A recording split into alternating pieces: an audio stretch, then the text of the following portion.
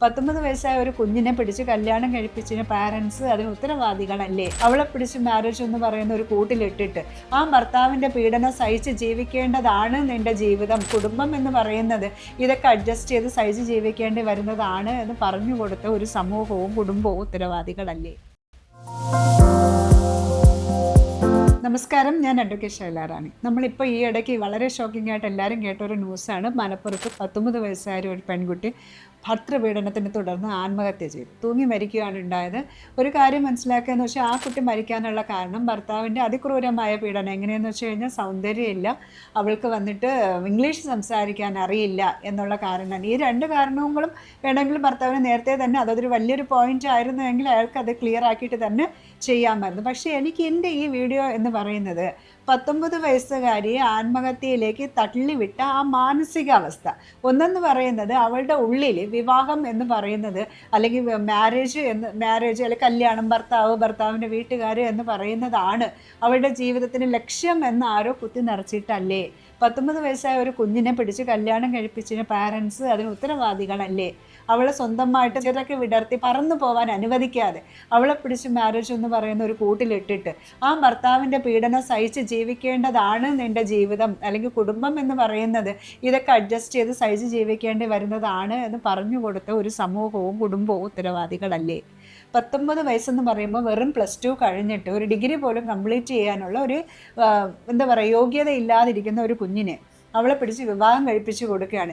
ശരി, വിവാഹം കഴിച്ചു എന്ന് തന്നെയാണെങ്കിലും ആ കുടുംബത്തിൽ നടക്കുന്ന പ്രശ്നങ്ങൾ മനസ്സിലാക്കുമ്പോൾ ഇതല്ല നിൻ്റെ ജീവിതം അല്ലെങ്കിൽ ഇതല്ല നീ ആഗ്രഹിക്കുന്ന ജീവിതം, നീ ഡിസൈൻ ചെയ്യുന്ന ജീവിതം ജീവിക്കാനുള്ള പൂർണ്ണമായ അവകാശം നിനക്ക് ഉണ്ട് എന്ന് പറഞ്ഞിട്ട് അവളെ കൈപിടിച്ച് പുറത്തേക്ക് കൊണ്ടുവരാൻ ഈ പറയുന്ന സമൂഹത്തിനോ ഈ പറയുന്ന കുടുംബത്തിനോ കഴിഞ്ഞില്ല. നമ്മൾ ഓരോ പ്രാവശ്യം വരുന്ന സമയത്ത് മലപ്പുറത്ത് വേറെ ഒരു സംഭവം നടന്നു. ജോലി ഇല്ല എന്ന് പറഞ്ഞിട്ടും പീഡിപ്പിച്ച് അതും ആത്മഹത്യ ചെയ്തു. ഒരു കാര്യം നിങ്ങൾ കേട്ടിട്ടുണ്ടോ? കല്യാണം കഴിക്കാതെ അല്ലെങ്കിൽ മാരേജ് നടന്നില്ല എന്ന് പറഞ്ഞിട്ട് ആരും ആത്മഹത്യ ചെയ്തിട്ടില്ല. പക്ഷെ കല്യാണം നടന്നതിൻ്റെ പേരിൽ പുരുഷന്മാരും ആത്മഹത്യ ചെയ്തിട്ടുണ്ട്. കൂടുതൽ നോക്കുകയാണെങ്കിൽ പെൺകുട്ടികളും ആത്മഹത്യ ചെയ്തിട്ടുണ്ട്. സ്ത്രീധനത്തിൻ്റെ പേരിലാവട്ടെ, ഭർത്താവിൻ്റെ വീട്ടിൻ്റെ പീഡനങ്ങളാവട്ടെ. അപ്പം നമ്മൾ ഈ മാരേജ് എന്ന് പറയണത് അതൊരു പേഴ്സണൽ ആയിട്ടുള്ളൊരു ചോയ്സാണ് എന്നും അതല്ല നമ്മുടെ ജീവിതത്തിൻ്റെ ലക്ഷ്യമെന്നും പാർട്ട്ണർ ഉണ്ടാവുന്നതും അത് മനോഹരമായിട്ടുള്ളൊരു കുടുംബജീവിതം നിങ്ങൾ ആഗ്രഹിക്കുന്നുണ്ട് എങ്കിൽ അത് നിങ്ങൾ കെട്ടിപ്പടുക്കാനുള്ളൊരു സാഹചര്യം നിങ്ങൾ ഉണ്ടാക്കണം. എനിക്ക് യോജിച്ച പുരുഷൻ ഇതാണ്, അല്ലെങ്കിൽ ഞാൻ ആദ്യം വന്നിട്ട് സ്വന്തമായിട്ട് കാലിൽ നിൽക്കണം എന്ന് നിങ്ങൾ പിള്ളേരെ പറഞ്ഞ് മനസ്സിലാക്കാതെ കല്യാണം എന്ന് പറഞ്ഞിട്ട് ഒരു തമാശ കേൾക്കുന്നതിന് എപ്പോഴോ എൻ്റെ അടുത്ത് ഇങ്ങനെ പറഞ്ഞതാണ്.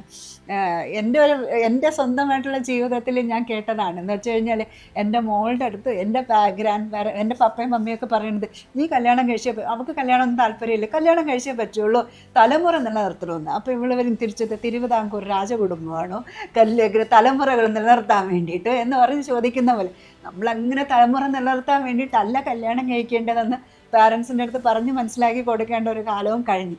അപ്പോൾ ഞാൻ എന്താ പറഞ്ഞു വന്നതെന്ന് വെച്ച് കഴിഞ്ഞാൽ വിവാഹം കഴിക്കാത്തത് കാരണം ആരും ആത്മഹത്യ ചെയ്തിട്ടില്ല. വിവാഹം കഴിച്ചത് കാരണം ആത്മഹത്യാ നിരക്ക് കൂടുന്നുണ്ട്. അപ്പോൾ വിവാഹം എന്ന് പറയുന്നതല്ല വലിയ വില്ലനായിട്ട് നിൽക്കുന്നത്, നമ്മൾ സെലക്ട് ചെയ്യുന്ന പുരുഷനാണ്. ഇതിൻ്റെ അകത്തുള്ള സോഷ്യലായിട്ടുള്ള ഒരു ഇൻവോൾവ്മെൻ്റാണ്. സമൂഹം പിടിച്ച് വലിച്ച് കല്യാണം കഴിപ്പിക്കാൻ നിൽക്കുമ്പോഴല്ലേ ഇതൊക്കെ പ്രശ്നം വരുന്നത്.